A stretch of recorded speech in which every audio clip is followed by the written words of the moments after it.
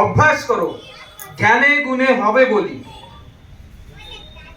पुरुष लोगों को बोला है आप लोग जीव है, তুমি জীব, তোমার ভিতরে শিব লুকিয়ে আছে। আমি যে বিধি বিধানগুলো দিলাম সদাচারের সমন্বিত ভাবে অনুশীলন করে তোমার ভিতরে শিবত্বকে জাগিয়ে তোলো, তোমার ভিতরের পশুত্বকে পরাজিত করে, তোমার ভিতরের যে পাশকে পরাজিত করে তুমি শিবত্ব অর্জন করো। ঠিক তুমি শিব হও আমাকে গ্রহণ করে, ঠাকুরকে গ্রহণ করে।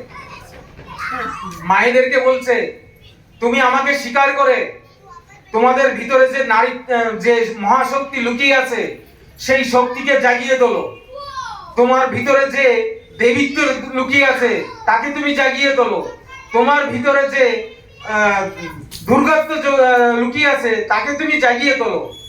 এমন জাগিয়ে তুলে তুমি মহাশক্তির অধীন হও।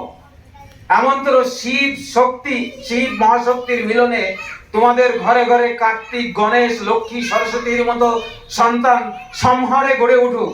যারা চুরি ডাকাতি করবে না, যারা নারী পাচার করবে না, যারা নারী ধর্ষণ করবে না, যারা ওষুধে ভেজাল দেবে না, যারা চুরি করবে না, যারা কিডনি পাচার করবে না, যারা শিশু পাচার করবে না, এমনতর সন্তান তোমাদের ঘরে ঘরে, প্রত্যেকের ঘরে ঘরে হয়ে উঠুক। এই বিধি বিধান তিনি আমাদের হাতে তুলে দিয়ে গেছে আমাদের জীবন মধুময় হওয়ার জন্য। তাই আসুন আমরা আজ এই শুভ সন্ধ্যায় আমরা প্রার্থনা করি, অনন্ত হয়েছ, ভালোই হয়েছে, থাকো তুমি অনন্ত অপার। ধরা যদি দিতে ফুরাইয়া যেত, কে তোমাকে চাহিত বারবার। যত দূরে যাবে তুমি পিছু পিছু যাবো আমি, ফুরাবে না তুমি, ফুরাবো না আমি, তোমাকে আমাতে রব একাকার। দিনের সঞ্চয় পড়ে থাক তোর তীরে, দিনের সঞ্চয় পড়ে থাক তোর তীরে, ताकाश ने फिरे।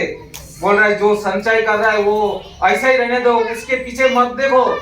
ताकाश ने फिरे, सम्मुखेर बाणी नेक धरे टानी, पश्चातेर कोलाहले अकुल आधार होते आकुल अंधकार থেকে আমরা কামনা করি অসত্যম সদ্গময় তহসম জ্যোতির্গময়।